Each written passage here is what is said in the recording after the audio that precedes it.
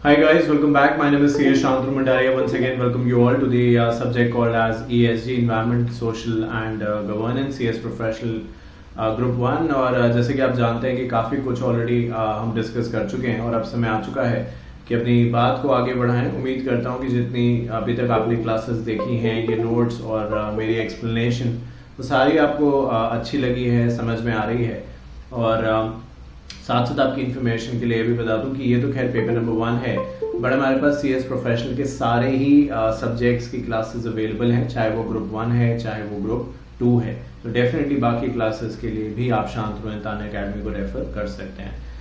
और जैसे मैं बार बार कहता हूँ, हमारा मोबाइल ऐप डाउनलोड करना मत भूलिए, बिकॉज एग्जाम से पहले वहाँ पे इंपॉर्टेंट क्वेश्चंस और बहुत सारी टिप्स एंड ट्रिक्स हम लोग देते हैं, उस पर अपलोड करते हैं, तो वो बहुत बेनिफिशियल होती है। ऐसा स्टूडेंट्स कहते हैं, आई एम श्योर आपका भी यही एक्सपीरियंस होगा। तो आज ही डाउनलोड करिए शांतनु अकेडमी का मोबाइल ऐप। चलिए अब बात करनी स्टार्ट करते हैं और देखते हैं कि यहाँ पे किस तरीके से क्या चीज़ें लिखी गई हैं, कही गई हैं। तो अभी तक आई थिंक हमने ये समझ लिया है कि अलग अलग, not just India but through out the world, कैसे चाहे कॉर्पोरेट गवर्नेंस का फ्रेमवर्क है, चाहे चेयरमैन एंड CEO के रोल के सेपरेशन को लेके जो बात है वो करी जा रही है। और अब समय आ चुका है कि अपनी बात को आगे बढ़ाएं और शुरू करें डायरेक्टर ट्रेनिंग, डेवलपमेंट एंड फैमिलराइजेशन से। देखिए, ट्रेनिंग एक इम्पॉर्टेंट पार्ट है, एक इम्पॉर्टेंट सेगमेंट है किसी भी चीज़ के अंदर। अपना ही देख लीजिए, एज अ CS आप देखिए मेहनत कर रहे हैं, किताबों से भी बहुत कुछ सीखने को मिल रहा है, बट उससे कहीं ज़्यादा और कहीं जल्दी आप प्रैक्टिकल लाइफ में सीख सकते हैं। बिकॉज प्रैक्टिकल लाइफ में वो सिचुएशन जो है हमारे सामने होती है और हमें उसका सोल्यूशन देखना होता है। और ये मेरा खुद का भी एक्सपीरियंस है। मान लीजिए अगर कोई कहे, हम में से कोई ऐसा कहे कि कोई भी कानून, चाहे कंपनीज एक्ट है, चाहे कंपटीशन है, जो भी आप पढ़ते हैं, जो भी आपको अच्छा लगता है और आपको पढ़ने में मजा आता है, आप ये कहें, कोई भी हम में से ये कहे, चाहे मैं ही हूँ, ये कहें कि भाई मुझे सब कुछ इस कानून के, इस लॉ के बारे में पता है, पर जब आप प्रैक्टिकली चीज़ों को देखेंगे तो आप रियलाइज करेंगे कि जो अभी तक आपने किताबों में पढ़ा था वो सब चीज़ें अपनी जगह बिल्कुल सही, आपकी नॉलेज बहुत अच्छी होगी, बट प्रैक्टिकली जो चीज़ डिमांड करती है वो बहुत बार आपको लॉ को इंटरप्रेट करना पड़ता है। और इंटरप्रिटेशन अपने मन से नहीं कि कुछ भी कभी भी कर दी, बट सिनेरियोज के हिसाब से केस लॉज को पढ़ना पड़ता है, केस की जजमेंट को समझना पड़ता है, और बहुत बार बिटवीन द लाइंस भी जाना पड़ता है। तो ये सारी चीज़ें जो हैं हमें ट्रेनिंग में, इंडक्शन प्रोग्राम में, चाहे वो ट्रेनिंग आपकी नॉर्मल प्रैक्टिकल ट्रेनिंग हो या समय समय पे जो एक से दूसरी EDP है, ये सब चीज़ें इसके अंदर सिखाई तो जाती हैं अलग अलग टॉपिक्स को लेके। तो सेम अप्लाई डायरेक्टरशिप को लेके भी होता है कि जब वो काम कर रहे हैं तो बहुत सारी चीज़ें उन्हें कंपनी के बारे में, कंपनी में काम करने से पहले कंपनी के बारे में जानना ज़रूरी है कि भाई कंपनी कैसी है, क्या काम करती है, किस तरीके का रिस्क प्रोफाइल है कंपनी का, कैसे क्लाइंट्स हैं, क्या डिसीजन मेकिंग प्रोसेस है, क्या हायरार्की है, इन सभी के बारे में यहाँ पे बात करी गई है। तो कहते हैं company concern shall undertake a training program for its new board members in the business model of the company, including the risk profile of the business, responsibility of the respective director and the manner in which the responsibilities are to be discharged। तो क्या करना है, कैसे करना है, इसके बारे में यहाँ पे बात करी जाती है। हायरार्की स्ट्रक्चर क्या है, और जैसे कि मैंने कहा कि रिस्क प्रोफाइल क्या है, कैसे हमें मेक श्योर करना है कि चीज़ों को सही तरीके से हम डिस्कस करें, डील आउट करें। आई थिंक ये सब चीज़ें इसके अंदर इंक्लूडेड होती हैं। बात करते हैं board effectiveness and the role of company secretary, जो हम सभी के लिए बहुत बहुत ज़रूरी है। अब देखिए, जो कंपनी सेक्रेटरी है वो एक अपने आप में इम्पॉर्टेंट पिलर है। वो एक सिर्फ एम्प्लॉय नहीं है कि कोई भी एम्प्लॉय है, वो एक one of the most important employ है। वैसे तो सारे एम्प्लॉयज़ अपने हिसाब से ज़रूरी हैं क्योंकि एम्प्लॉय से ही कंपनी है, पर कंपनी सेक्रेटरी थोड़ा एक्स्ट्रा स्पेशल इसलिए बन जाता है क्योंकि उसको लॉ ने भी रिकॉग्नाइजेशन दी है, नॉट जस्ट कि वो CS है, बट उसको KMP भी माना है। अब KMP वो बड़े नाम हैं जो जिनके साथ आपका नाम जुड़ा है, तो जब बड़ी जिम्मेदारी है, बड़ी एक तरीके से डेजिग्नेशन दी है, तो उसके हिसाब से जिम्मेदारियां भी आएंगी। बट प्राइमरीली अगर बात करें तो CS का रोल यही है कि वो मेक श्योर करे कि सारे कानून जो है उनको कंप्लायंस के तौर पे फॉलो किया जाए, फुलफिल किया जाए। बोर्ड की मीटिंग रेगुलरली हो, मिनट्स वगैरह प्रिपेयर्ड हो रेगुलरली, जो प्रोटोकॉल है उसके हिसाब से, अगर सेक्रेटेरियल स्टैंडर्ड्स हैं तो उसके हिसाब से। प्लस ये भी हमें मेक श्योर करना है कि एज अ कंपनी सेक्रेटरी कि हम एक इम्पॉर्टेंट कम्युनिकेशन लिंक रहे between the board and the stakeholders और द शेयर होल्डर्स। तो किसी भी तरीके का कोई कंफ्यूजन कंप्लायंस को लेकर दिमाग में किसी के भी ना रहे, और अगर है तो कंपनी सेक्रेटरी से उसका जवाब मांगा जाए और कंपनी सेक्रेटरी उस चीज़ का आंसर करे। आप इस समय जब ये क्लास देख रहे हैं, आप ये पॉज करके या जब ये क्लास खत्म हो जाए तो आप किसी भी बड़ी लिस्टेड कंपनी की वेबसाइट उठा के देख लीजिए, वहाँ पे एक इन्वेस्टर रिलेशन का या और भी नाम से एक टैब होगा वेबसाइट पे, और वहाँ पे फाइनेंशियल्स होंगे और बहुत सारी एनुअल रिपोर्ट वगैरह होगी, और फिर वहाँ पे ये भी होगा कि अगर आपको कोई क्वेरी है, कंसर्न है, कंप्लेन है, तो आप कंपनी सेक्रेटरी नाम, ये नहीं होगा कि कोई भी लिखा होगा कि जब आप उस टैब पे क्लिक करेंगे तो कंपनी सेक्रेटरी का नाम, उनका ईमेल एड्रेस, फोन नंबर जो भी होगा वो सब कुछ वहाँ पे आएगा, because company secretary is a go to person जब हमें किसी भी कंप्लायंस के तौर पे बातचीत करनी है। तो और आई थिंक ये मैं ही नहीं कह रहा हूँ, ये आप देखिए सुप्रीम कोर्ट, देश की सबसे बड़ी अदालत ने भी कह दिया कि compliance officer should ensure compliance with SEBI buyback regulations. तो बायबैक तो एक सेगमेंट है। अब आप देखिए बायबैक का कानून भी आपको पढ़ाया जाता है, LODR के बारे में बात करें, ICDR के बारे में बात करें, टेक ओवर के बारे में, मतलब जितना बात करें उतना कम है। इतना सब कुछ हम लोग पढ़ चुके हैं और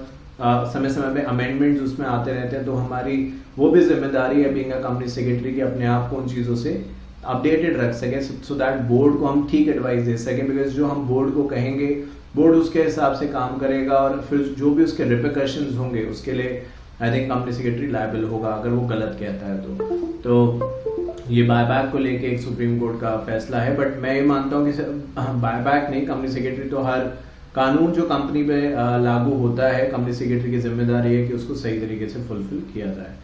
तो कहते हैं कि company secretary act as a vital, यानी एक important link between the company and the board of directors, share holders, stake holders and the regulatory authorities, जिसके अंदर NCLT से लेके NCLAT, इनकम टैक्स, GST की authorities, competition commission, TRAI, depending upon आप किस तरीके की इंडस्ट्री में काम करते हैं, ये सब लोग इस के अंदर जो रेगुलेटरी अथॉरिटी का टैब है या जो ब्रैकेट है उसके अंदर फॉल करते हैं।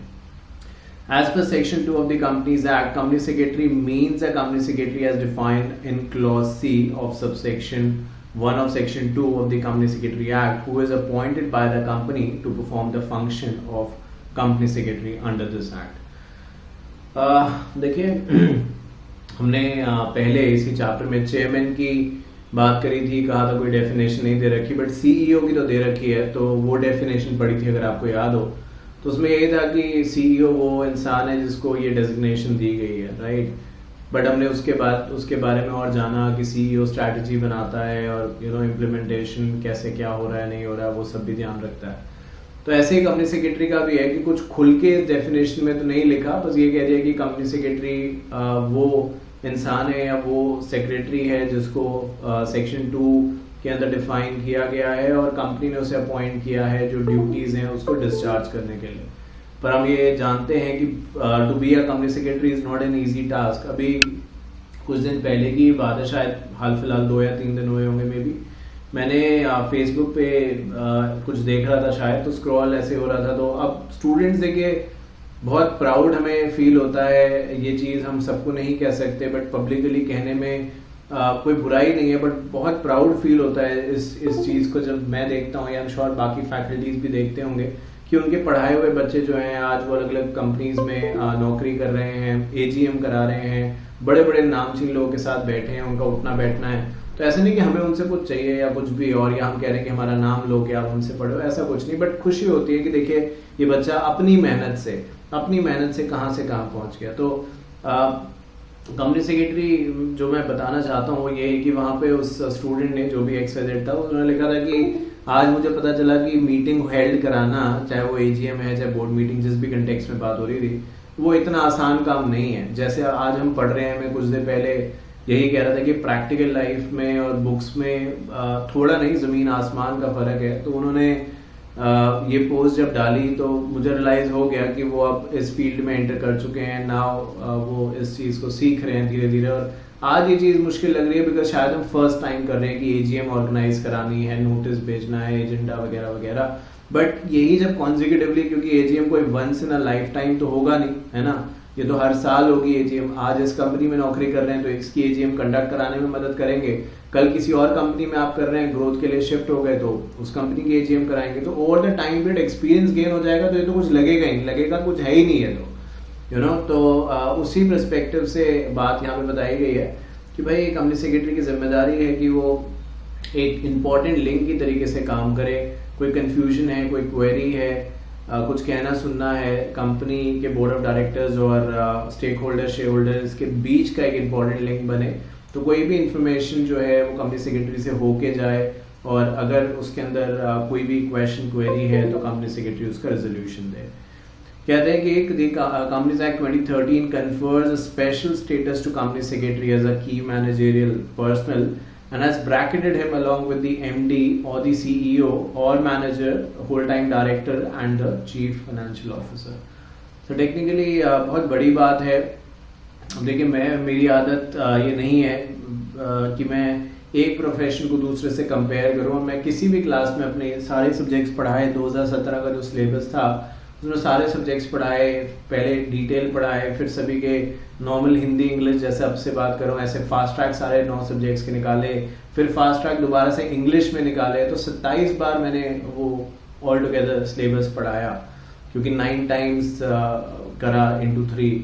तो कभी भी मैंने किसी क्लास के अंदर किसी प्रोफेशन को कंपेयर नहीं किया, और ना ही करने का मतलब बनता है, क्योंकि सब अपने आप में यूनिक है। बट जो लिखा है उसको तो हम बदल नहीं सकते कि केएमपी की डेफिनेशन के अंदर बाकी किसी प्रोफेशन को ऐसा जो उसके नाम से ना बोल के मेंशन नहीं किया गया एक्सेप्ट कंपनी सेक्रेटरी।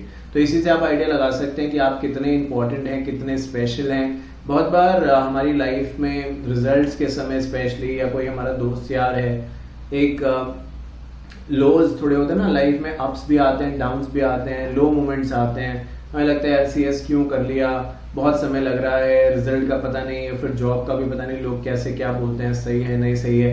पर मैं आपको बताता हूँ, क्योंकि मैं खुद 2012 से नौकरी कर रहा हूँ और पढ़ा भी रहा हूँ, ये चीज़ मैंने आपको बताई है, तो बहुत साल हो गए मुझे अब तो आपको बता सकता हूँ कि ये बातें जब देखो कोई पहाड़ पे हमें चढ़ना है तो वो नीचे से हमेशा हमें ऊंचा ही लगेगा, और जो व्यू उसका है वो कभी भी नीचे से नहीं आ सकता। जब आप उस पहाड़ की चढ़ाई को चढ़ेंगे, मेहनत करेंगे, तो जाके उसका व्यू मिलेगा, आपको सेटिस्फैक्शन फील होगा, खुशी फील होगी, एक अलग व्यू मिलेगा जो कि नीचे से सिर्फ आप सुन सकते थे जो लोग बता रहे हैं, बट आपने जब खुद उसको देखा तो आपको रियलाइज हुआ यार ये कितनी अच्छी चीज़ है और मैंने किया ये, तो खुशी होगी आपको अंदर से।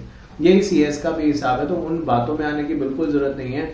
गवर्नमेंट ने बहुत विश्वास हम पे दिखाया, और ये हमारी अब जिम्मेदारी बनती है कि हम उसको निभाएं, और निभाने के लिए और कुछ नहीं करना, सिर्फ ये मेक श्योर करना है कि जो कंप्लायंसेस कंपनी के हैं उन्हें सही तरीके से फुलफिल किया जाए। जितने भी बड़े बड़े लोगों के साथ हमारा नाम जुड़ा गया है उनको ऐसी एडवाइस दें जो कि सही है, गलत नहीं है, सही एडवाइस है, अप टू डेट एडवाइस है, चाहे वो हमारा एमडी हो, सीईओ हो या सीएफओ हो, कोई भी हो। तो यहाँ पे आपका नाम जोड़ा गया, यही अपने आप में बहुत बड़ी बात है। अब इसको निभाना कैसे है वो हमारी जिम्मेदारी है। दी कंपनी सेक्रेटरी आगे बढ़ते हैं, कहते हैं कि have been empowered as secretarial auditor. तो ये एक नया, और बहुत बार हम इस सवाल भी उठाते थे कि ऐसा कौन सा काम है। जब मैं सीएस कर रहा था 2012 में मैंने क्वालिफाई किया कि उस समय सेक्रेटेरियल ऑडिट नहीं होता था, या कंपनीज एक्ट 2013 आया ही नहीं था उस समय। तो हम यही पूछते थे, या हम सवाल आपस में करते थे कि कौन सा ऐसा एक्सक्लूसिव काम है जो सिर्फ सीएस कर सकता है। तो उस समय भी लोग कोई जवाब देते होंगे, बट अब तो हमारे पास उस चीज़ के बारे में पूरा डॉक्यूमेंट है, कानून बन चुका है कि सेक्रेटेरियल ऑडिट जो है वो एक एक्सक्लूसिव एरिया है सीएस के लिए। एंड जैसा कि सुनते हैं हम लोग कि आने वाले सालों के अंदर गवर्नमेंट जो है इस डोमेन को, इस एरिया को और बढ़ाएगी, तो और ज़्यादा कंपनीज को सेक्रेटेरियल ऑडिट के डोमेन में लेके आएगी। तो आई थिंक वो हमारे लिए अच्छा होगा, देश के लिए अच्छा होगा, कंप्लायंस के लिए अच्छा होगा। सो सेक्रेटेरियल ऑडिटर कंपनी सेक्रेटरी बन सकते हैं। The company secretary are recognized as advisor to the board on the affairs of the company and all matters to ensure good corporate governance by the Companies Act itself. They are also required to guide the board for its own role, responsibilities and duties. तो ये जिम्मेदारी है, मैं बार बार अलग अलग शब्दों में आपको समझा रहा हूँ, बट मतलब वही रहेगा मेरी बात का कि ये जिम्मेदारी है कि सही तरीके से एडवाइस दें, और जो कानून है उसको कंप्लायंस करवाया जाए, डायरेक्टर्स को समझाया जाए कि अगर आप देखिए नहीं करेंगे इसके कंप्लायंसेस तो इसके क्या आफ्टर इफेक्ट्स हो सकते हैं, ये सब कंपनी सेक्रेटरी की जिम्मेदारी है। भूलिएगा मत, कल कुछ भी नॉन कंप्लायंस का इंस्टेंस सामने आएगा तो डायरेक्टर तो शायद ये कह दे कि भाई मुझे तो कंपनी सेक्रेटरी ने इन्फॉर्मेशन ही नहीं दी कि ऐसा कोई कानून है, मैं तो करने के लिए तैयार हूँ बट बताए तो मुझे कोई, मैंने तो इसीलिए सीएस को रखा है। तो अगर आप नहीं बता रहे हैं तो ये अपने आप के लिए भी आप एक मुश्किल क्रिएट कर रहे हैं। बढ़ते हैं आगे और उन चीज़ों के बारे में बात करते हैं जो हमारे यहाँ में से काफ़ी सारे लोग, नॉट ऑल बट काफ़ी सारे लोग जानना चाहते हैं कि सीएस का क्या आउट ऑफ इंडिया स्कोप है या नहीं है ना। तो हमने बहुत बार ये सवाल पूछा है, तमाम वीडियोस देखी होंगी, शायद डिस्कशन में भी इन्वॉल्व हुए होंगे। तो देखिए उसी के बारे में आज हम बात कर रहे हैं और वो जो बात है वो तो हम करेंगे ही, बट मैं आपको बता दूं प्रैक्टिकली कि it is because of this company secretary मैं लाइफ में 2014 में पहली बार ऑस्ट्रेलिया गया कंपनी के पूरे खर्चे पे। कभी सोचा नहीं था, मेरे पास पासपोर्ट भी नहीं था, ये कहने में मुझे शर्म नहीं है मेरे पास, क्योंकि मुझे उम्मीद नहीं थी कि मैं बाहर जाऊंगा, बट फिर उस समय पासपोर्ट भी तुरंत बन गया, मैं बाहर भी गया और ये नहीं कि 1-2 हफ्ते के लिए 2 महीने रहा वहाँ पे। तो ये सब सीएस की वजह से ही तो हुआ, नहीं तो मुझे कौन जानता था और मुझे कोई क्यों भेजता। फिर उसके ये इंसिडेंट यही नहीं थमा, उसके बाद फिर मैं दोबारा से गया, फिर मैं सिडनी वगैरह गया और बहुत अच्छी ट्रिप करके आया। तो ये सब कैसे हुआ, ये इसी वजह से तो हुआ, ये सीएस की तो पावर थी। तो ये वो एग्जाम्पल है जो मैंने खुद एक्सपीरियंस किया है। बहुत बार हम एग्जाम्पल लोगों को देते हैं, सुनी सुनाई बातें, बट ये तो मेरी आप बीती है जो मैं आपको बता रहा हूँ। तो बहुत स्कोप है बाहर, जो लोग इंटरेस्टेड हैं, not everybody wants to go out of India, वो अपनी अपनी मर्जी है, पर जो जाना चाहता है, जो इस तरीके का प्लान कर रहा है, तो बता दूं कि काफ़ी स्कोप है, बट उसके लिए पहले आपको ये सीएस यहाँ का तो कंप्लीट करना पड़ेगा, फिर ही बात आगे बन सकती है। तो इंटरनेशनल पर्सपेक्टिव में पहले मलेशिया के कॉर्पोरेट गवर्नेंस में समझते हैं और क्या समझते हैं कि कंपनी सेक्रेटरी को वहाँ पे किस तरीके का काम करना है, क्या जिम्मेदारियां वहाँ के कानून के हिसाब से कंपनी सेक्रेटरी को दी गई हैं। तो आइए देखते हैं। तो कहते हैं company secretary through the chairman plays an important role in good governance by helping the board and its committee function effectively and in accordance with the terms of reference. तो ये कंपनी सेक्रेटरी जो है उसकी जिम्मेदारी है कि वो board को, जो इंडिया में भी है, गाइड करे कि क्या गुड गवर्नेंस का स्ट्रक्चर है, कैसे हमें उसको फॉलो करना है, क्या टर्म्स हैं, क्या कंडीशंस हैं और क्या वो बेस्ट प्रैक्टिसेस हैं। बेस्ट प्रैक्टिसेस का मतलब यही कि वो कौन से तरीके हैं जो अपने आप में बेस्ट माने जाते हैं कॉर्पोरेट गवर्नेंस को लेके, जिससे कि चीज़ें और बेहतर हो सकें।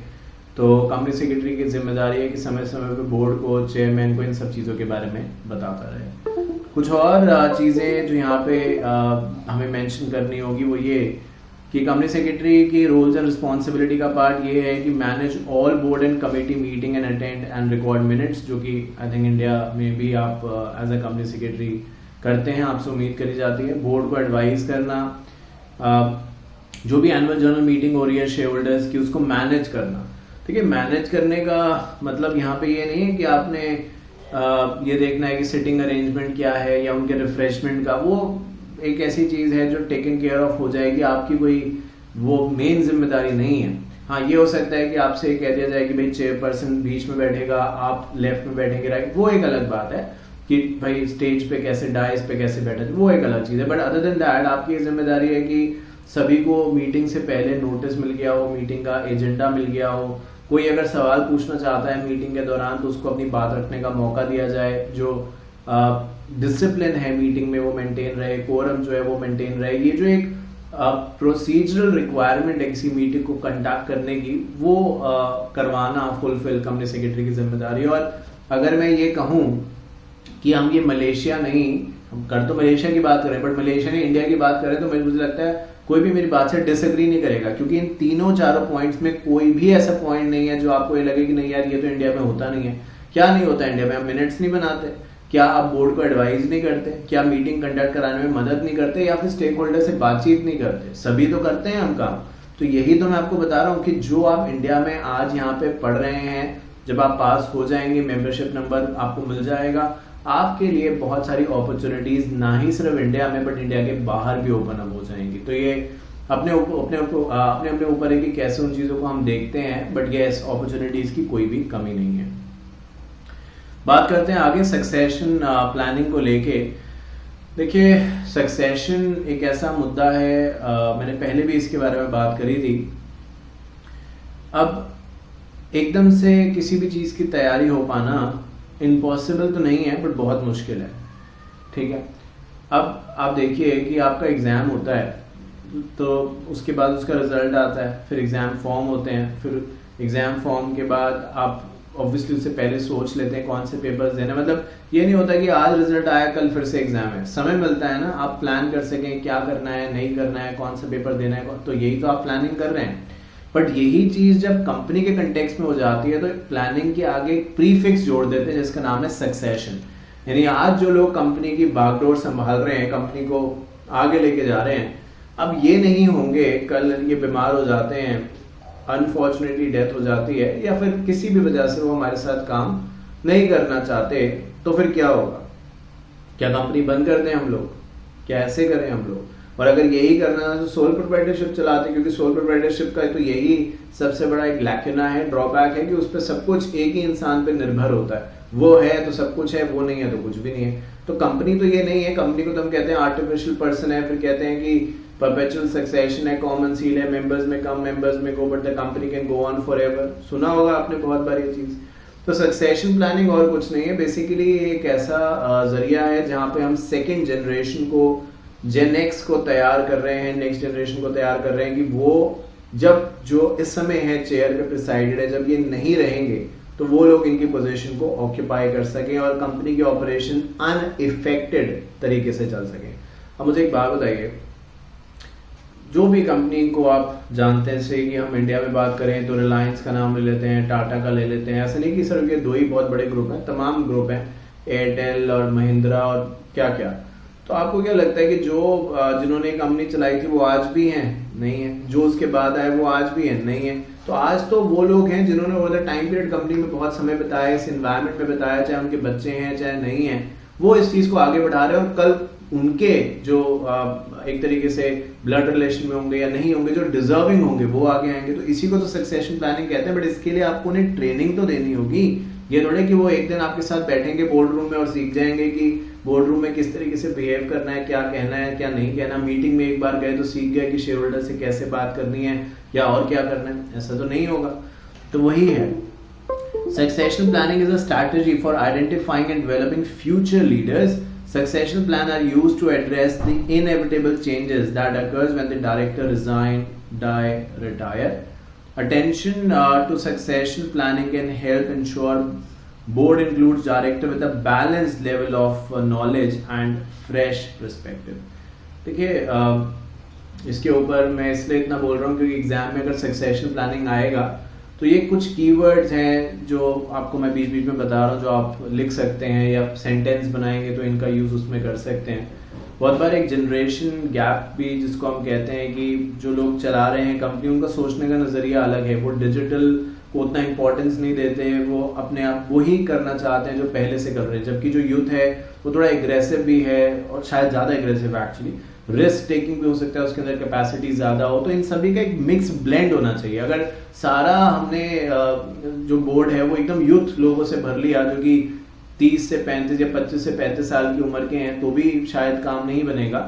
बट हमें ये भी देखना है कि सारे बोर्ड में ऐसे ही लोग ना हो जो इनके पास अब आउटडेटेड इन्फॉर्मेशन है, आज की इन्फॉर्मेशन नहीं है, आज के कंज्यूमर को वो नहीं समझते, वो लोग भी शायद उतना वैल्यूएबल नहीं होंगे। तो we have to have a blend of the two. कहते हैं कि succession planning for the board includes succession and renewal of the board as a whole and the board leadership position. The key to getting succession planning right is maintaining an ongoing and dynamic process. Dynamic वही है जो हर समय बदलता रहे. The nomination and remuneration committee should review the skills required, identify the gap, develop transparent appointment criteria and inform succession planning. तो companies act में तो जो आपकी कमेटी है जिसका नाम है नॉमिनेशन एंड रेम्यूनरेशन कमेटी, नीचे लिखा भी है, ये उन्हीं की जिम्मेदारी है कि सक्सेशन प्लानिंग को लेके वो प्लान करें, देखें कि कौन डिजर्विंग कैंडिडेट है, डिजर्विंग एम्प्लॉय है जिसको हमें प्रमोट करना है to the next level, to the directorship और to the next of the director, जो कि कल के डायरेक्टर बनेंगे, वो आज हमें आइडेंटिफाई करने हैं। और इसी कंसेप्ट को हम सक्सेशन प्लानिंग कहते हैं।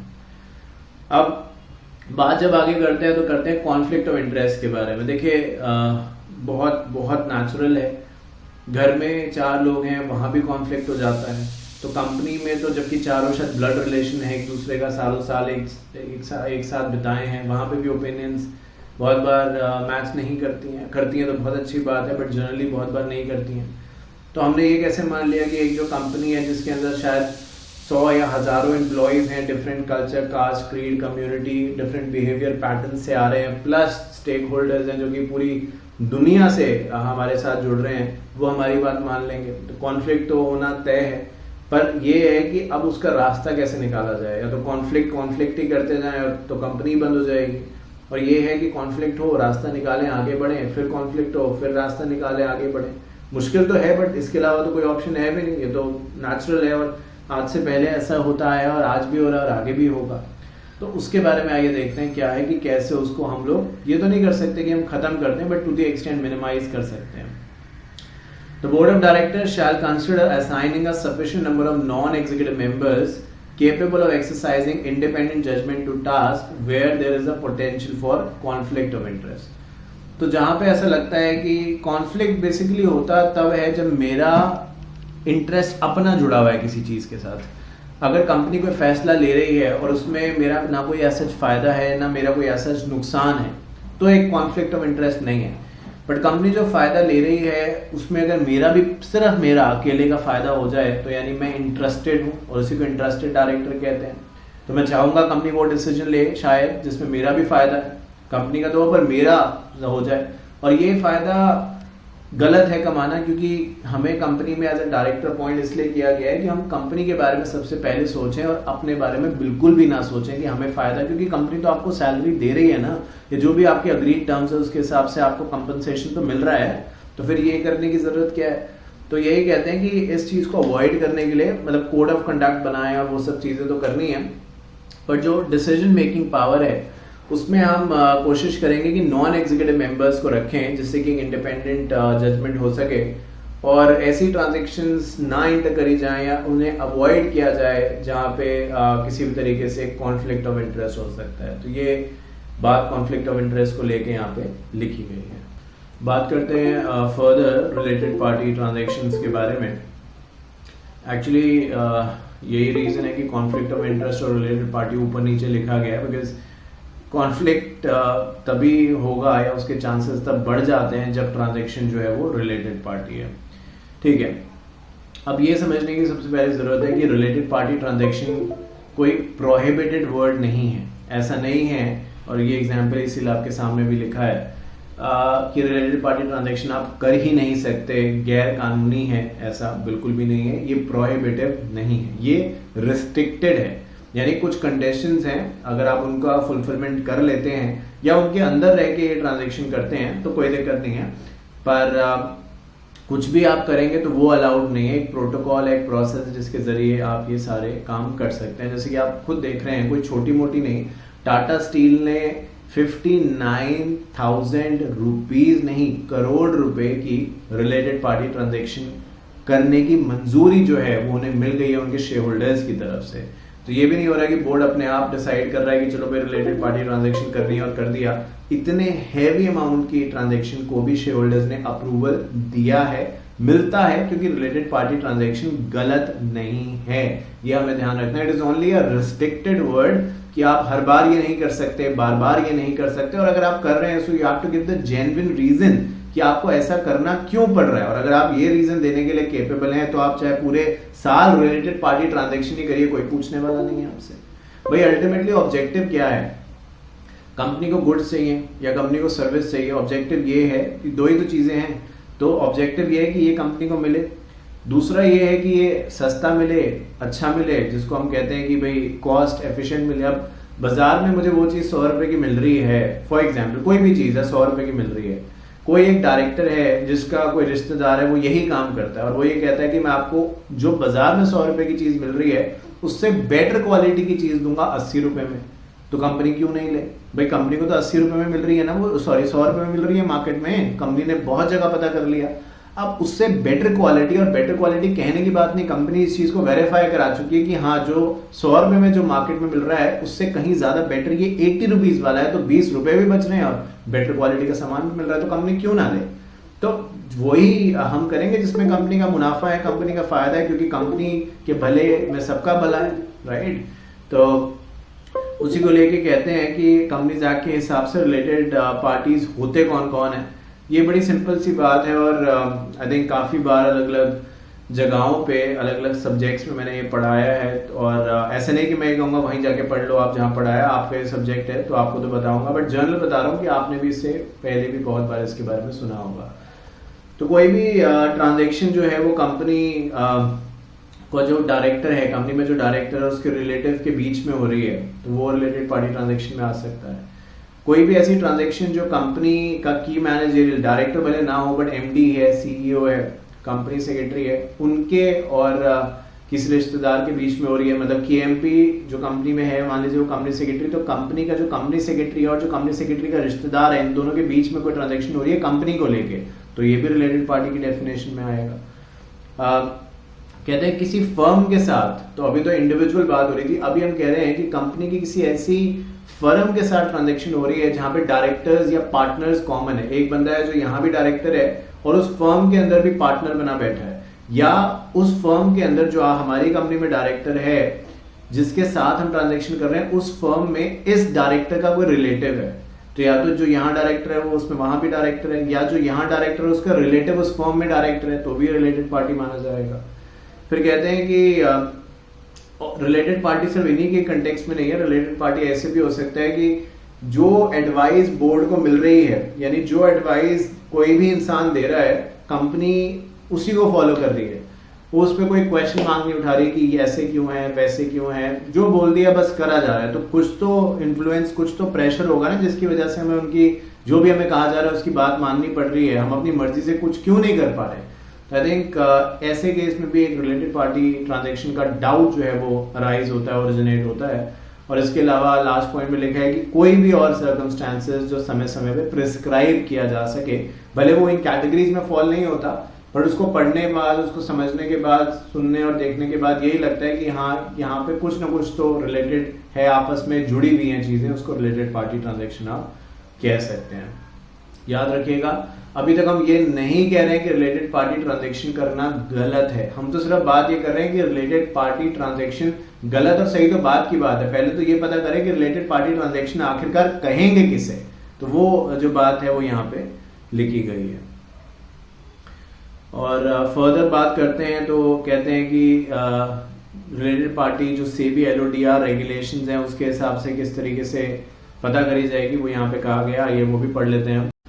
सो अब बात करते हैं रिलेटेड पार्टी के बारे में वंस अगेन, बट इस टाइम बात करेंगे सेबी एलओडीआर के कंटेक्स्ट में। तो आई थिंक अभी हमने देखा कि रिलेटेड पार्टी के अंदर जो लोग हैं वो कौन है और कैसी ट्रांजेक्शन या किन लोगों के और एंटिटीज के बीच की जो ट्रांजेक्शन है उसको आप रिलेटेड पार्टी का नाम दे सकते हैं as per the companies act. Now SEBI LODR के बारे में बात करते हैं।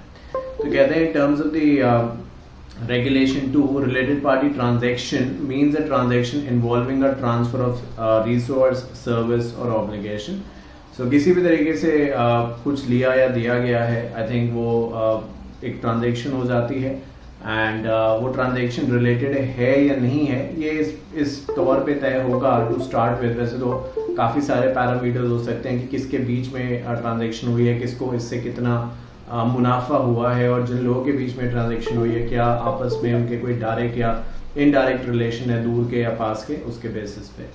पर सेबी एलओडीआर ये कहता है रिलेटेड पार्टी ट्रांजैक्शंस की अगर हम बात करें तो अगर कोई भी होल्डिंग कंपनी है या उसकी कोई सब्सिडरी कंपनी है, वो आपस में, या मान लीजिए होल्डिंग कंपनी जो है वो एक ऐसे डायरेक्टर के साथ ट्रांजैक्शन में एंटर कर रही है जो कि सब्सिडरी कंपनी में भी डायरेक्टर है, तो होल्डिंग कंपनी और सब्सिडरी कंपनी के डायरेक्टर के बीच में ट्रांजैक्शन हो रही है, बट इसको हम फिर भी रिलेटेड पार्टी ट्रांजैक्शन का नाम दे देंगे, बिकॉज ऑफ द रीजन कि होल्डिंग एंड सब्सिडरी अपने आप में एक रिलेशन है, और इस रिलेशन को आगे बढ़ा रहे हैं हम इस तरीके से कि होल्डिंग कंपनी ये जानते हुए कि भाई सब्सिडरी कंपनी के किसी डायरेक्टर के साथ अगर हम ट्रांजैक्शन करते हैं तो उस पर सवाल उठेंगे, बट फिर भी वो कर रहे हैं तो उसको हम रिलेटेड पार्टी ट्रांजैक्शन कह सकते हैं।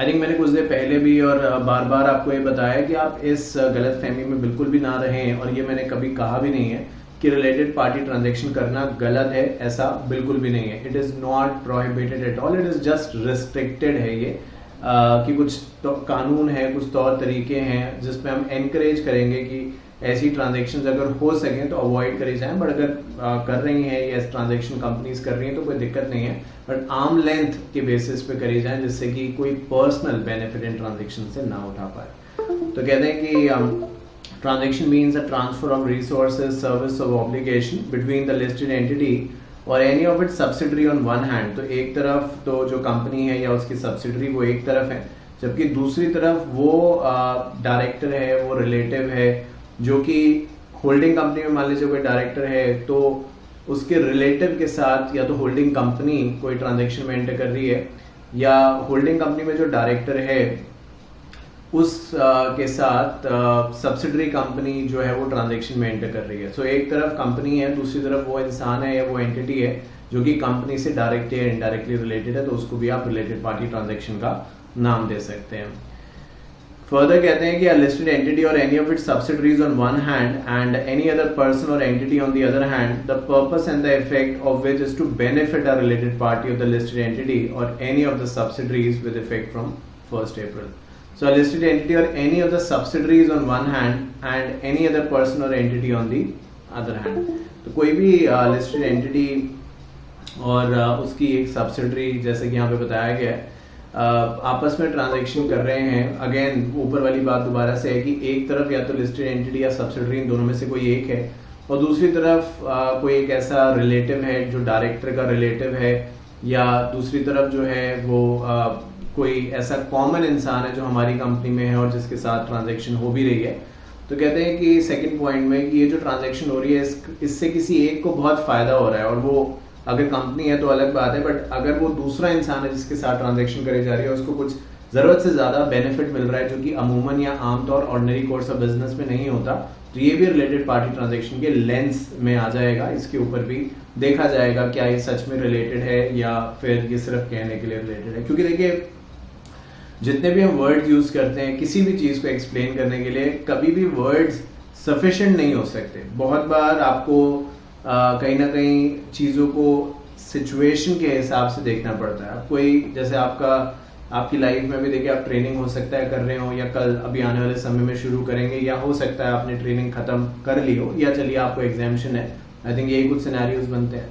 अब कोई आपको ये बता दे कि भाई जब तुम ट्रेनिंग पे जाओगे या कल जब आप जॉब करेंगे, CS बन जाएंगे, प्रैक्टिस करेंगे, तो ऐसे ऐसे ऐसे ऐसे करना है, वो लाख आपको समझा दें, but in the end of the day situation के हिसाब से आपको कॉल लेनी पड़ेगी। जो वो बताएंगे उससे मदद तो आपको मिलेगी। तो यही चीज यहाँ पे भी है कि रिलेटेड पार्टी का एग्जैक्ट परफॉर्मा आप कहें कि जो इन पॉइंट्स के अंदर फॉल करेगा वही रिलेटेड होगा, ऐसा जरूरी नहीं है। ये वो पॉइंट्स हैं, ये वो बेंचमार्क हैं जिनके बेसिस पे हम तय करेंगे कि क्या रिलेटेड पार्टी ट्रांजेक्शन, इस ट्रांजेक्शन को क्या रिलेटेड पार्टी एक्चुअली कहा भी जा सकता है, या हमें कहीं ना कहीं कुछ और पर्सपेक्टिव को देखना होगा, इससे पहले हम रिलेटेड पार्टी ट्रांजैक्शन का नाम इसको दें। तो ये सब चीजें यहाँ पे बात करी गई है। और जब हम ट्रांजैक्शन वर्ड का इस्तेमाल करते हैं तो जरूरी नहीं है कि एक ही ट्रांजैक्शन, अगर साल भर के अंदर 12 ट्रांजैक्शन हो रही है तो हम 12 को कंबाइन करके भी देख सकते हैं। सिर्फ एक ट्रांजैक्शन के बेसिस पे रिलेटेड या अनरिलेटेड कहना ठीक नहीं होगा, हमें एक या सारी ट्रांजैक्शन भी देखनी पड़ सकती है to determine the exact status. Further बात करते हैं, कहते हैं company not to engage with related party transaction, so no company shall enter into any contract with related party with respect to the sale और purchase of goods, leasing of the property, rendering of services, appointment of any agent for purchase of sale of goods. Provided further that no member of the company shall vote on the resolution to approve any contract which may be entered into by the company if such member is a related party. So I think बहुत कुछ नया नहीं है इसके अंदर। Interested directors आप जिस concept को ये कहते हैं उसी तरीके की बात यहाँ पे कही गई है कि जिसकी वजह से इस पूरी ट्रांजैक्शन को रिलेटेड कहा जा रहा है वो इंसान अगर एलिजिबल भी होगा तब भी इस कॉन्ट्रैक्ट में या उस मीटिंग में जहाँ पे फैसला होना है कि रिलेटेड पार्टी ट्रांजैक्शन में करनी चाहिए नहीं करनी चाहिए, ऑब्वियसली जो इंटरेस्टेड है इसके अंदर वो उसमें वोट नहीं करेगा। तो मुझे लगता है इसके अंदर कोई बहुत नई बात नहीं है, ये बड़ा नेचुरल सा है। द लॉजिक इज कि अगर आप उन्हें वोट करने की परमिशन देंगे तो देयर वेरी हाई चांसेस कि वो अपने ही फेवर में वोट करेंगे, अपने अगेंस्ट तो वोट नहीं करेंगे। तो ऑब्वियसली उस चीज़ को ध्यान में रखते हुए ट्रांसपेरेंसी को बढ़ावा देने के लिए ये बात यहाँ पे लिखी गई है कि उस इंसान को इस पूरे वोटिंग के प्रोसेस से या जिस मीटिंग में रिलेटेड पार्टी ट्रांजैक्शन के ऊपर बातचीत होनी है कि करना है नहीं करना है, वो कॉन्ट्रैक्ट जो रिलेटेड है उसको इस मीटिंग से दूर रखा जाएगा। फिर कहते हैं कि provided further that nothing in this subsection shall apply to any transaction enter into by the company in the ordinary course other than the transaction which are not on the arm length basis। तो मैंने कुछ देर पहले इस word का इस्तेमाल भी किया और देखिए दोबारा यहाँ पे यही एग्जैक्ट लिखा भी हुआ है कि अगर आर्म लेंथ बेसिस पे डीलिंग हो रही है तो फिर कोई दिक्कत नहीं है, क्योंकि हमें ये देखिए रिलेटेड पार्टी का कंसेप्ट भले कितना टेक्निकल लगे और जितना डिफिकल्ट लगे या इजी लगे, बस एक छोटी सी बात आपको समझनी है, वो यही है कि जो ट्रांजैक्शन हो रही है वो आर्म लेंथ बेसिस पे हो रही है या नहीं हो रही है। अगर वो आर्म लेंथ बेसिस पे है तो भले वो रिलेटेड के बीच में भी क्यों ना हो, किसी को उस बात से कोई दिक्कत होनी नहीं चाहिए। क्योंकि कोई सवाल उठाएगा तो आप उसका जवाब दे सकते हैं कि भाई मार्केट से मुझे ये चीज़ 100 रुपए की मिल रही है, जो मैंने कुछ देर पहले भी कहा, और इससे बेटर क्वालिटी की चीज़ अगर मुझे कम नहीं पूरे उतने 100 ही रुपए की मिल रही है, अगर बेटर तो मिल रही है तो मैं कंपनी के लिए बेटर ही तो कर रहा हूँ, मेरी जेब में कोई पैसे थोड़े जा रहे हैं, मैंने कोई कमीशन नहीं लिया, कुछ नहीं लिया। तो जो कंपनी के लिए बेहतर है उसको करने में क्या बुराई है? मैं ये तो नहीं कह सकता और ये कहना भी नहीं चाहिए कि भाई ये रिलेटेड है तो मैं नहीं करूंगा क्योंकि सवाल मेरे पे उठाए जाएंगे। मुझे वो करना है जो कंपनी के लिए बेटर है। और आर्म लेंथ का सीधा सीधा ट्रांसलेशन ये है, जैसे कोविड में आप देखेंगे वहां पे एक नारा दिया गया कि 2 गज की जो दूरी है वो जरूरी है ना, डिस्टेंस की बात करी गई कि आपस में एक दूसरे से डिस्टेंस बना के रहें जिससे कि ट्रांसमिशन ना हो वायरस का। तो आर्म लेंथ का भी मतलब यही है कि जो ट्रांजैक्शन आप कर रहे हो उसमें कुछ भी चीज छुपी ना हो, एक दूसरे से मिलजुल के डिस्कस करके कि मैं इतना पैसा मेरा बनेगा उतना तुम्हारा फायदा होगा, ये नहीं, जो नेचुरल है, जो ऑर्डिनरी कोर्स ऑफ बिजनेस में आप दूसरों के साथ डीलिंग करते हैं वैसे ही अगर आप कंपनी के साथ भी कर रहे हैं तो इसको हम रिलेटेड पार्टी ट्रांजैक्शन भले कह भी दें बट गलत नहीं माना जाएगा क्योंकि ये आर्म लेंथ बेसिस पे हुई है। फर्दर जब बात करते हैं आगे तो यहाँ पे लिखा गया कॉन्ट्रैक्ट और अरेंजमेंट विद रिलेटेड पार्टी। तो वो रूल 15 के अंदर है जिसमें बताया गया है कि कॉन्ट्रैक्ट्स और अरेंजमेंट जब आप करेंगे तो किन किन चीज़ों का आपको ध्यान रखना है।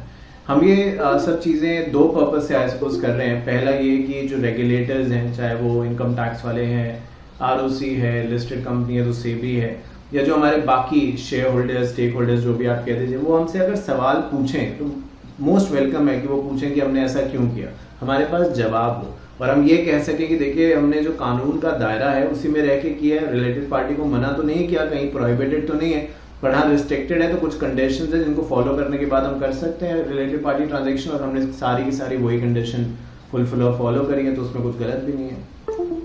The agenda of the board meeting at which resolution is proposed to be moved shall disclose the name of the related party, the nature of relationship, name of the related party जिसके साथ आप काम कर रहे हैं, transaction में enter करना चाहते हैं, और कैसे आप उस पार्टी को जानते हैं, क्या वो डायरेक्टर का कोई रिलेटिव है या वो डायरेक्टर खुद ही है या कोई होल्डिंग एंड सब्सिडरी कंपनी की बात है, कोई एसोसिएट कंपनी की बात है। तो जो भी रिलेशनशिप है, रिलेटेड तो तभी होंगे ना जब कोई रिलेशनशिप होगा, अगर रिलेशनशिप नहीं है, एक दूसरे को जानते ही नहीं है दूर दूर तक, तो रिलेटेड कैसे होगा।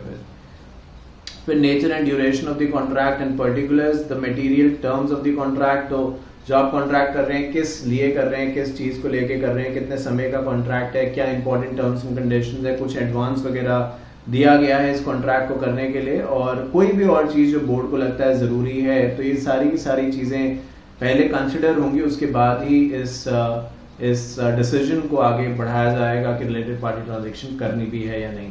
क्योंकि ये थोड़ा एब्सर्ड होगा कि बोर्ड कह रहा है कि ठीक है रिलेटेड पार्टी ट्रांजैक्शन कर लो और बोर्ड को पता ही नहीं है कि हो क्या रहा है, तो वो चीज़ तो सही नहीं है। हम चाहते हैं कि जब ये कोई सवाल उठे या इसके बारे में कोई पूछे तो डायरेक्टर्स को पता हो कि हाँ भाई हमने एक रिलेटेड पार्टी ट्रांजैक्शन या 2 या 3 या 4 जितनी भी करी है, क्योंकि कोई लिमिट तो नहीं है, तो वो हमारी नॉलेज में है और हमने इसलिए वो करी हैं, और इस चीज़ को जो भी सामान है, सर्विसेज है, उसके लिए करी हैं, और मार्केट से बेहतर था या क्वालिटी अच्छी थी, जो भी और वजह है वो बता सकें। तो इसलिए एक इन्फॉर्म डिसीजन लेने की बात यहाँ पे करी जा रही है।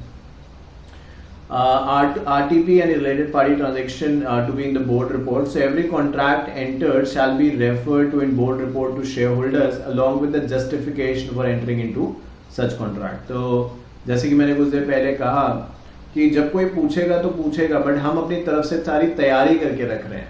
अब देखिए, एक बड़ा बेसिक सा नेचर है. आपका इंटरव्यू है कल परसों, आने वाले दिनों में, आने वाले महीनों या सालों में जो भी बच्चे जॉब करेंगे, या चलिए अगर आप प्रैक्टिस करते हैं तो आप क्लाइंट से मीटिंग है आपकी. दोनों ही केस में, जॉब के केस में इंटरव्यूअर का और प्रैक्टिस के केस में क्लाइंट का जिससे मिलने जा रहे हैं, हमें तो नहीं पता वो क्या उसके माइंड में है, क्या वो पूछने वाला है.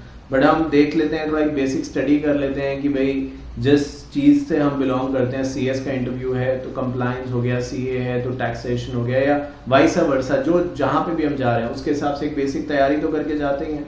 तो वही चीज़ तो हम यहाँ पे भी कर रहे हैं. इससे पहले कोई शेयर होल्डर पूछे, हम सारी इन्फॉर्मेशन तैयार करके रख रहे हैं. वो कहेगा आपने भाई जिनके साथ ट्रांजेक्शन करी उसका कंपनी के साथ क्या रिलेशन है, तो हमारी रिपोर्ट में लिखा होगा. आपने जो ट्रांजेक्शन करी उसकी वैल्यू क्या है, अमाउंट क्या है, लिखा होगा. क्या आपने एडवांस दिया है, ये भी लिखा होगा. तो वो सारे के सारे जवाब ऑलरेडी हमने तैयार करे हुए हैं और कहते हैं कि ये सारा का सारा बोर्ड रिपोर्ट में मेंशन भी कर दिया जाएगा, जिससे कि सब लोग इस, अभी तक डायरेक्टर्स अवेयर थे, अब पूरी दुनिया अवेयर हो जाए कि हाँ जी इस तरीके की ट्रांजेक्शन करी गई है. तो कहते हैं related party transaction if not ratified by the share holder is voidable at the option of the board. देखिए, रैटिफिकेशन ये होता है कि आपने कोई चीज आज कर ली. रैटिफिकेशन जो वर्ड है, रैटिफाई करना, ये कॉन्ट्रैक्ट एक्ट जो 1872 है उससे इंस्पायर है. अब ये अपने आप में बहुत अलग है चीज कहना कि तमाम तरीके के कानून पार्लियामेंट में पास हो रहे हैं, पर वो चीज जिसके बेसिस पे हर चीज बनाई जाती है, यानी समझौता यानी कॉन्ट्रैक्ट, वो बहुत पुराना चल रहा है ना. 1872 का चल रहा है. मतलब ऑब्वियसली बदल जाएगा या अमेंडमेंट आए, वो सब अपनी जगह है, बट अब समय आ चुका है कि उसको ऑल टुगेदर रिफाइन करा जाए. और जब आप ये देख रहे हैं, अगर तब वो हो गया है, नया कानून बन गया, तो बहुत अच्छी बात है. क्योंकि बच्चे कहें सर आपको तो पता नहीं नया कानून बन गया, तो भाई अगर आने वाले दिनों में बन जाए तो अच्छी बात है. तो वहीं से वर्ड आया रैटिफाई का. रैटिफिकेशन बेसिकली क्या होता था, आपको अगर याद हो कि जब कंपनी बनाई जाती थी तो प्रमोटर्स वगैरह कंपनी के बिहाफ पे कॉन्ट्रैक्ट में एंटर करते थे. उसके बाद जब कंपनी बन जाती थी तो बोर्ड उसको रैटिफाई कर देता था. रैटिफाई मतलब जो भी काम बिना परमिशन के, बिना पूछ के किया गया है, जब सामने वो चीज आती है तो जो भी कंसर्न अथॉरिटी है वो उसको एक्सेप्ट कर लेती है. और एक्सेप्टेंस के साथ साथ जो उस डिसीजन जो भी हमने लिया है उसके जो प्लस हैं, जो माइनस है, वो सब कुछ इस तरीके से एप्लीकेबल होने लग जाते हैं एज शुरू से ही हमने उस चीज को अप्रूवल दिया था और किसी ने अपनी मनमानी वहां पे नहीं करी थी. तो रैटिफिकेशन बेसिकली एक कॉन्ट्रैक्ट का जनरली करा जाता है, या ऐसे करा जाता है किसी भी ट्रांजैक्शन का जिसको पहले नहीं बताया गया और बाद में जब बताया तो बोर्ड ने एक्सेप्ट कर लिया. जब एक्सेप्टेंस करी तो जो भी उस ट्रांजैक्शन से जुड़े हुए प्लस थे, माइनस थे, वो सारे के सारे बोर्ड पे एप्लीकेबल हो गए. उसके लिए बोर्ड लायबल हो गया या बोर्ड को उसका बेनिफिट होगा, जो भी होगा सब कुछ अब बोर्ड करेगा क्योंकि बोर्ड ने उस चीज को एक्सेप्ट कर लिया है. तो यहाँ पे वही कह रहे हैं कि मान लीजिए कि कोई रिलेटेड पार्टी ट्रांजैक्शन जो है वो कर ली गई है, बट उसमें किसी डायरेक्टर ने ये कर ली, बट उस डायरेक्टर ने बोर्ड का अप्रूवल नहीं लिया या शेयर होल्डर्स का अप्रूवल चाहिए था तो वो नहीं लिया. तो कहते हैं कि वो ट्रांजैक्शन वॉइड हो जाएगी. और अगर आप चाहते हैं कि इसको वैलिड रखा जाए तो जिस दिन भी आपने वो ट्रांजैक्शन में, जिस दिन भी वो डायरेक्टर ने उस ट्रांजैक्शन में एंटर किया है जो कि रिलेटेड पार्टी के साथ है, उसके 3 महीने के अंदर उस ट्रांजैक्शन को रैटिफाई कराना होगा. बोर्ड का रेजोल्यूशन पास और शेयर होल्डर्स का, और डिपेंडिंग अपॉन क्या ट्रांजैक्शन हुई है तो ठीक है. अगर 3 महीने के अंदर आप रेजोल्यूशन नहीं पास करा पाए या 3 महीने में जो मीटिंग हुई उसमें शेयर होल्डर या बोर्ड ने उस चीज को रिजेक्ट कर दिया कि हम तो इसको नहीं मानते, हम इसको परमिशन नहीं देते, तो जो आपने कॉन्ट्रैक्ट किया था बिना शेयर होल्डर्स और डायरेक्टर से पूछे वो वॉइड हो जाएगा. तो टेक्निकली अगर आप ये सब से बचना चाहते हैं तो आप पूरा अप्रूवल लेके ही सारा का सारा काम करें. वो अलग बात है कि आपको आपके बोर्ड पे, आपके शेयर होल्डर्स पे भरोसा है कि वो आपकी बात मान ही जाएंगे, तो एक अलग बात है. But other than that approval लेके ही अगर काम करें तो क्या बुराई है. So where any contract or arrangement is entered into by the director or any other employee without obtaining consent of the board or approval by a resolution in general meeting, and if it is not ratified by the board by the shareholders at the meeting within 3 months from the date on which such contract or arrangement was entered into, such contract shall become voidable. तो जिस दिन भी फैसला लिया गया है। अगर आप उसके 3 महीने के अंदर उसको रेटिफाई करा लेते हैं, रेटिफाई मतलब अप्रूव करा लेते हैं, तो ठीक है, अदरवाइज वो डिसीजन वॉइड हो जाएगा। फर्दर बात करते हैं, कहते हैं कि डायरेक्टर्स के ऊपर पेनल्टी भी लगेगी अगर वो कंप्लायंस नहीं करेंगे इन सब सेक्शंस का जो रिलेटेड पार्टी के ऊपर बताए गए हैं। तो कहते हैं कि एनी डायरेक्टर और any other employee who has enter into और ऑथराइज अ कॉन्ट्रैक्ट और arrangement in violation of the provision, approval लेना था नहीं लिया, डिस्क्लोजर्स देने थे नहीं दिए, शेयर होल्डर्स को या बोर्ड मीटिंग में बोर्ड रिपोर्ट में बताना था नहीं बताया, तो जिस भी इंसान की जिम्मेदारी है, जो कि मोर देन लाइकली आप हैं, मैं हूं या कोई भी कंपनी सेक्रेटरी है, अनलेस अदरवाइज स्पेसिफाइड, तो बताया जा रहा है कि उस पर जुर्माना लगेगा 25 लाख रुपए का अगर लिस्टेड एंटिटी की बात है। और अगर कोई और कंपनी है, अनलिस्टेड कंपनी है, पब्लिक है, प्राइवेट है, बट अनलिस्टेड है, तो 5 लाख रुपए के जुर्माने की बात करी जा रही है। तो ये मेक श्योर करें कि अगर आप एक कंप्लायंस ऑफिसर हैं तो ये चीज़ों के डिस्क्लोजर्स रेगुलरली दिए जाएं, क्योंकि आप देखिए 5 लाख और 25 लाख बोल देने में बहुत आसान है, मिनट भी नहीं लगता, बट 5 टाइम्स पेनल्टी बढ़ जाती है अगर लिस्टेड एंटिटी का नाम जुड़ता है। और ये सिर्फ एक पेनल्टी है, पेनल्टी गिनने जाएंगे तो आप मतलब परेशान हो जाएंगे, इतने रुपए की पेनल्टी। तो बेहतर है कि कानून को समझ के, जो भी आपकी कंट्री कह रहा हूँ, कंपनी पे एप्लीकेबल है, उसको समझ ले पहले और फिर ही आगे बढ़े, जिससे कि ये सब चीजें अवॉइड करी जा सकें। ठीक है, बात करते हैं कॉन्फ्लिक्ट मैनेजमेंट। अब रिलेटेड पार्टी के ऊपर फर्दर यहाँ पे कहा गया रेगुलेशन 23 के हिसाब से, the listed entity shall formulate a policy on materiality of the related party transaction and on dealing with the related party, including the threshold limit duly approved by the board, and such policy shall be reviewed by the board at least once in 3 years and update accordingly। अब देखिए company में हर चीज़ की policy होती है, process होता है। छोटी भी कंपनी होगी ना, मतलब छोटी का मतलब आप ऐसे मान के चलिए कोई प्राइवेट कंपनी है, प्राइवेट में बहुत बड़ी कंपनी नहीं, 50-60 एम्प्लॉय की है, 15-20 एम्प्लॉय की, उसकी भी पॉलिसी होगी, जैसे लीव की पॉलिसी होगी, है ना, लंच के ऊपर कितने समय का लंच है, कोई ड्रेस कोड है जो भी कंपनी का। तो पॉलिसी तो एक यूनिफॉर्मिटी मेंटेन करने के लिए करी जाती है। तो कुछ पॉलिसी ऐसी हैं जैसे कि लंच है, लीव है, ये तो कंपनी अपने हिसाब से उसके अंदर चेंजेस कर सकती है, बट यहाँ जो पॉलिसी की हम बात कर रहे हैं ये तो लॉ के हिसाब से और आपको बनानी ही बनानी है। तो कहते हैं कि कोई कंफ्यूजन किसी के दिमाग में ना रह जाए कि मेटीरियल, एक है रिलेटेड पार्टी ट्रांजेक्शन और एक है मेटीरियल मतलब कुछ अलग, कुछ खास, कुछ इंपॉर्टेंट, कुछ ऐसा जो कि रेगुलरली नहीं होता। तो होता है ना कि हम किसी भी चीज को जो इंपॉर्टेंट है या कुछ भी है तो अंडरलाइन करते हैं। अब बुक में सब कुछ लिखा हो सकता है, मैं सब कुछ इंपॉर्टेंट ना लगे, जैसे मैं भी यहाँ पे कर रहा हूँ तो कुछ जगह मैंने पूरी अंडरलाइन कर दी, कुछ जगह जैसे ऊपर पेनल्टी अंडरलाइन करी।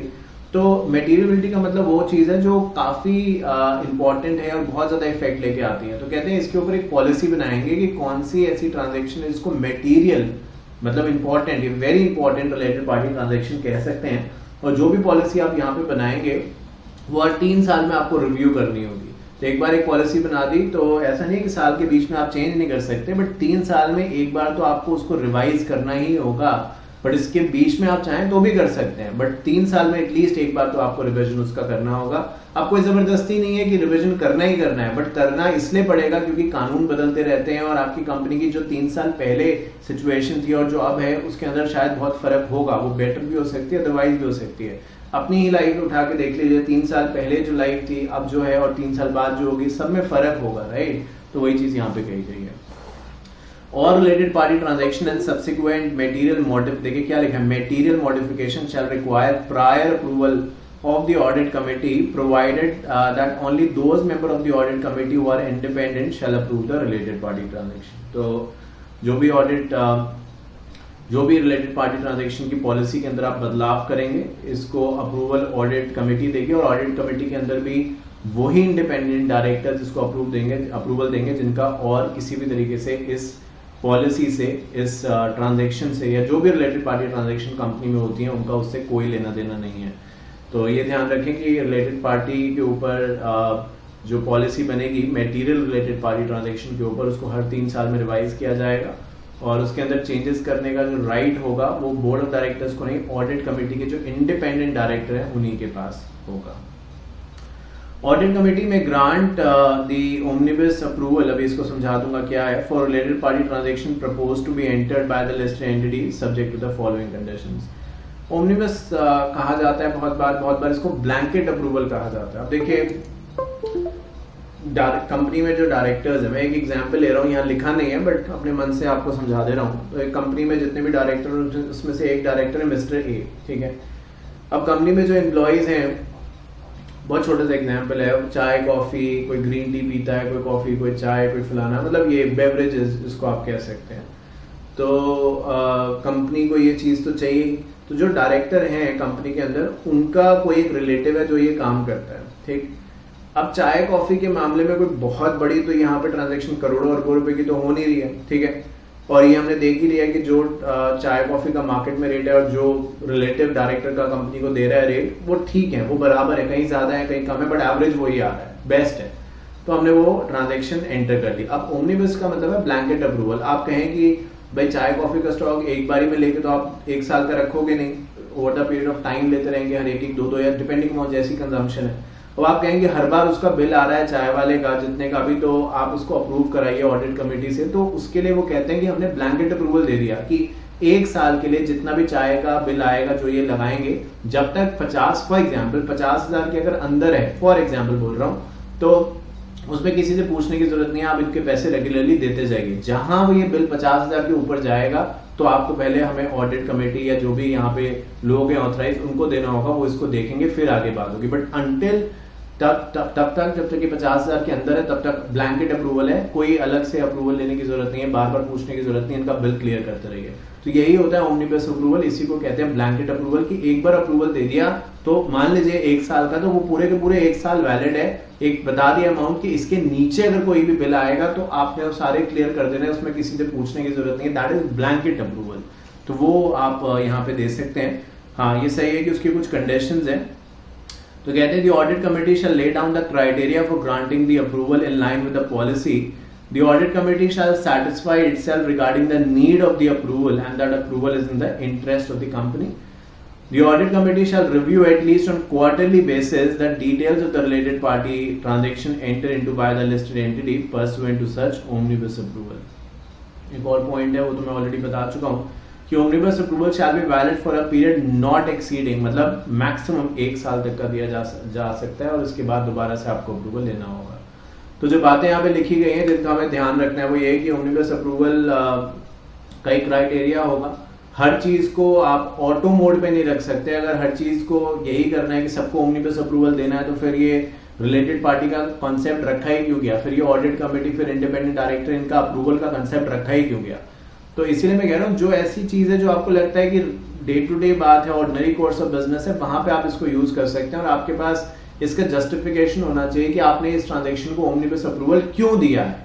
तो आप ये कह सकते हैं कि भाई ऑर्डिनरी कोर्स ऑफ बिजनेस की ट्रांजेक्शन है और हर महीने ये ट्रांजेक्शन होनी है, तो इसलिए हमने इसको अप्रूवल दिया और अप्रूवल भी दिया subject to the limit of whatever 50,000, 40,000, 10,000 जो भी है। तो ये जस्टिफिकेशन आपको देनी पड़ेगी। और ऑडिट कमेटी ऐसा नहीं कि ओमनिबस अप्रूवल दे दिया तो अब सो रहे आराम से कि कोई टेंशन नहीं, हमने तो ओमनिबस अप्रूवल दे दिया खाली बैठे, नहीं, रेगुलरली फिर भी एक बार 3-4 महीने में देखते रहेंगे कि हाँ भाई वो चाय वाले का, कॉफी वाले, जो भी है वो कितना बिल आ रहा है, क्या हो रहा है, पूछते रहेंगे इसके बारे में। मीटिंग नहीं होगी बट जिसको भी समय मिलेगा वो पूछ लेगा इसके बारे में। एक एक बार वो बिल प्रेजेंट करने की ऑडिट कमेटी के सामने जरूरत नहीं है। ओमनिबस अप्रूवल बस ये कहता है। और एक बार अप्रूवल दे दिया तो पूरी जिंदगी नहीं चलेगा, एक साल के बाद लैप्स हो जाएगा और आपको फिर से एक बार बैठ के सारी जो कमेटी है, ऑडिट कमेटी, उसको ये फिर से रिन्यू करना पड़ेगा अगर जरूरत है तो। अब जो रिलेटेड पार्टी ट्रांजैक्शन की बात हम कर रहे हैं यहाँ पे, कहते हैं कि वो एप्लीकेबल नहीं होगी अगर ट्रांजैक्शन दो गवर्नमेंट कंपनीज के बीच में हो रही है। गवर्नमेंट से ही आप टैक्स लें और गवर्नमेंट को ही दें, वो तो कोई बात नहीं है ना, भाई मुझसे पैसे लिए और मुझे ही वापस दे दिए, क्या लॉजिक है उसका। तो गवर्नमेंट कंपनीज में ये एप्लीकेबल नहीं है। दूसरा रीजन ये भी है कि गवर्नमेंट कंपनीज जो बनती हैं वो कोई प्रॉफिट ऑब्जेक्टिव के लिए एज सच नहीं बनती हैं। ऐसा नहीं कि वो प्रॉफिट नहीं कमाती हैं, बट सोलली प्रॉफिट कमाने के लिए नहीं बनती हैं, सोसाइटी वेलफेयर के लिए भी उन्हें बनाया जाता है। तो ये बात है। दूसरा है transaction enter into between the holding company and subsidiary whose accounts are consolidated with the holding company and placed before the shareholder at the general meeting for approval। तो दूसरी सिनेरियो जहाँ पे जो बात आप कर रहे हैं कि रिलेटेड पार्टी ट्रांजैक्शन की कंडीशंस, उनके वॉयलेशन, ये एप्लीकेबल नहीं है जहाँ पे ट्रांजैक्शन गवर्नमेंट कंपनीज के बीच में हो रहा है। या सेकंड पॉइंट में ये लिखा है कि जहां पे ट्रांजैक्शन हो रहा है होल्डिंग एंड सब्सिडरी कंपनीज के बीच में, और ये जो अकाउंट्स होंगे सारे के सारे ये शेयर होल्डर्स के सामने प्रेजेंट करे जाएंगे कि होल्डिंग एंड सब्सिडरी के बीच में इतने इतने रुपए की इतनी बार ट्रांजैक्शन हुई है। अब होल्डिंग और सब्सिडरी तो रिलेटेड तो एक दूसरे से है ही ना, तभी तो नाम दिया है होल्डिंग एंड सब्सिडरी।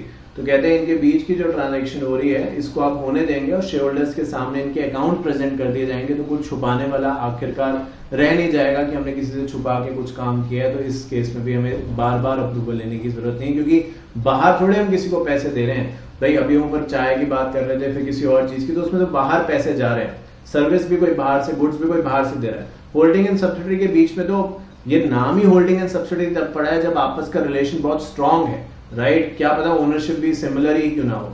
तो इन दैट वे कोई कहाँ ही जाएगा बच के। और बीच की ट्रांजैक्शन है कंपनीज के बीच की, कोई थर्ड पार्टी तो इन्वॉल्व है नहीं।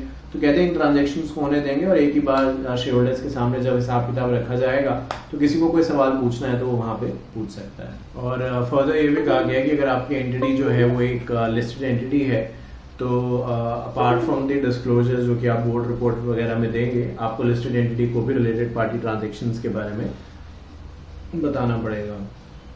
तो कहते हैं the listed entity shall submit to stock exchange disclosure of related party in the format specified by the board.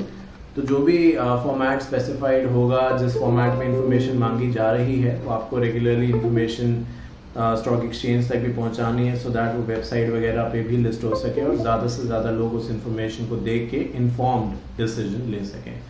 अपने आप में ये बहुत अलग बात है कि मतलब आज तक अगर आपने कभी भी डीमैट अकाउंट या शेयर्स परचेज किए किसी भी कंपनी के, तो क्या आपने, मतलब दूसरों से तो हम बाद में पूछें, क्या आपने कभी ये देखने की कोशिश करी है कि इस कंपनी के रिलेटेड पार्टी ट्रांजैक्शंस कितनी हुई हैं, किससे हुई हैं, क्या रीजन दिया गया है उसके पीछे? आई थिंक बहुत कम लोग, मैं ये तो नहीं कह सकता कि आपने नहीं किया होगा, हो सकता है आपने देखा हो, बट अगर मैं अपनी बात करूं तो मैंने तो कभी नहीं देखा। अगर मैं किसी कंपनी के शेयर में पैसा लगा रहा हूं तो मैं ज़रूर उसके फाइनेंशियल समझ सकता हूं, एक जिसको आप कहते हैं कि फ्यूचर आउटलुक क्या है, बहुत ज़्यादा हुआ तो प्रीवियस साल की एनुअल रिपोर्ट देख ली, बट इससे ज़्यादा मैंने कभी ये नहीं देखा एनुअल रिपोर्ट के अंदर भी डिटेल में जाके कि रिलेटेड पार्टी ट्रांजेक्शन कैसे है क्या, बट ये अभी ऑप्शंस अवेलेबल हैं, तो जो चाहे वो उसको देख सकता है।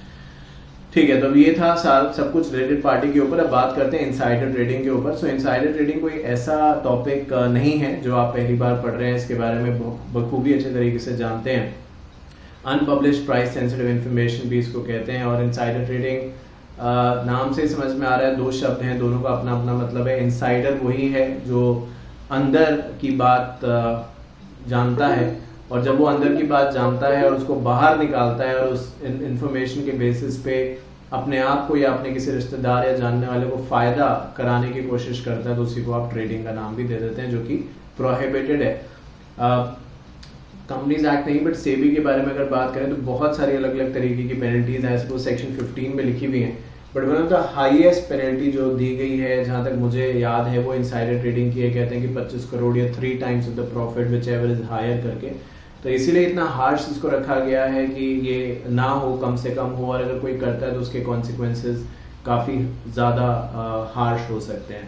तो बट करने वाले तो फिर भी करते हैं। आज ही मैंने पढ़ा था, अब मैं नाम नहीं लूँगा क्योंकि इन्वेस्टिगेशन चल रही है, तो मैं कोई नहीं होता उनको गलत साबित करने का जब तक इन्वेस्टिगेशन सामने रिजल्ट ना दे दे। बट आज भी मैंने पढ़ा था कि इन्वेस्टिगेशन चल रही है इनसाइडर ट्रेडिंग के ऊपर, फलाना कंपनीज के प्रमोटर्स ने किया इनसाइडर ट्रेडिंग। सो इसको रोक पाना मैं ये नहीं कहूँगा इम्पॉसिबल है, बट मुश्किल टास्क है। ठीक है, meaning of insider means a person who is a connected person या हु इज इन पोजेशन और have access to the unpublished price sensitive.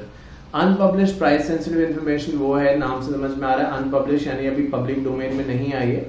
Price sensitive इसलिए है क्योंकि इस इंफॉर्मेशन के बाहर आते ही शेयर के प्राइस बढ़ सकते हैं, घट सकते हैं, हो सकता है बहुत ही कम हो जाए, हो सकता है एकदम बहुत बढ़ जाए, मतलब काफी प्राइस में चेंज आने की संभावना है, चाहे वो पॉजिटिव साइड से हो चाहे नेगेटिव साइड से हो। बदलाव बहुत जबरदस्त आएगा अगर ये इंफॉर्मेशन बाहर जाती है तो कहते हैं कि वैसे कोई कंप्लीट लिस्ट तो नहीं है कि किन किन चीजों को आप अनपब्लिश्ड प्राइस सेंसिटिव इंफॉर्मेशन की डेफिनेशन में डाल सकते हैं, बट जनरली जिनको कहा जाता है, जिनकी वजह से ये मार्केट में शेयर्स ऊपर नीचे होते हैं, वो फाइनेंशियल रिजल्ट्स हैं, कंपनी का डिविडेंड। अब फाइनेंशियल रिजल्ट किसी के बहुत खराब आने की उम्मीद है, पता चल गया बहुत खराब आने वाले हैं, किसी अंदर के बंदे ने बताया, तो आपके पास शेयर होगा, आप क्या करोगे? बेचोगे, क्यों बेचोगे? कि भाई पता है कि जैसे ही मार्केट में न्यूज आएगी शेयर तुरंत गिरने लगेगा, तो आपका और ज्यादा नुकसान होगा, यही तो होता है। और ऑन द कॉन्ट्रेरी जो जिसके पास शेयर नहीं है और उसको ये पता है कि अब शेयर का प्राइस गिरने वाला है, वो क्या करेगा? जब बहुत गिर जाएगा शेयर तो खरीद लेगा। तो दोनों ही को, जिसके पास थे शेयर और जिसके पास नहीं थे, बट जिन दोनों के पास इन्फॉर्मेशन थी उन दोनों को तो फायदा हो गया। बट मैं और आप जो आम इंसान है, मैंगो पीपल, आम इंसान है, हमारे पास तो कुछ भी नहीं बचा। हम तो लॉस में थे और लॉस में ही रह गए, और अब निकलने का भी हमारे पास कोई खास रास्ता बचा नहीं है। तो ये लोग, हम मेरे और आप जैसे जो रिटेल इन्वेस्टर हैं, जो जिनके इतने बड़े बड़े कॉन्टैक्ट्स नहीं है, वो फंस जाते हैं इसमें। तो unpublished price sensitive information means any information relating to the company or its securities directly or indirectly that is not generally available and upon being generally available is likely to materially मतलब बहुत ज्यादा affect the price of security and shall ordinarily include but not restrict to financial result, dividend, capital structure। इनमें कोई भी बदलाव आ रहा है, company listed थी अब डीलिस्ट होने वाली है, तो लोग घबराएंगे, अपना शेयर जल्दी से बेचने की कोशिश करेंगे, फाइनेंशियल्स बहुत खराब है, डिविडेंड अच्छा मिलने वाला है तो मैं चाहूंगा मैं शेयर खरीद लूं, अभी खरीद लूं जिससे कि डिविडेंड मुझे मिल जाए। तो जो साल भर का शेयर खरीद के बैठा उसको भी एक शेयर पे 2 रुपए का डिविडेंड मिल रहा है। मुझे ये न्यूज सिर्फ 2 या 4 दिन पहले मिली और मैंने 1 लाख शेयर खरीद लिए, तो मुझे हर शेयर पे 2-2 रुपए का डिविडेंड मिल गया। 4 दिन के अंदर ही मैंने वो कमा लिया जो पहले इंसान ने, जिसको नहीं पता, वो पूरे साल भर में उसने कमाया। और मैंने तो विदाउट रिस्क कमाया क्योंकि मुझे पता था डिविडेंड मिलने वाला है।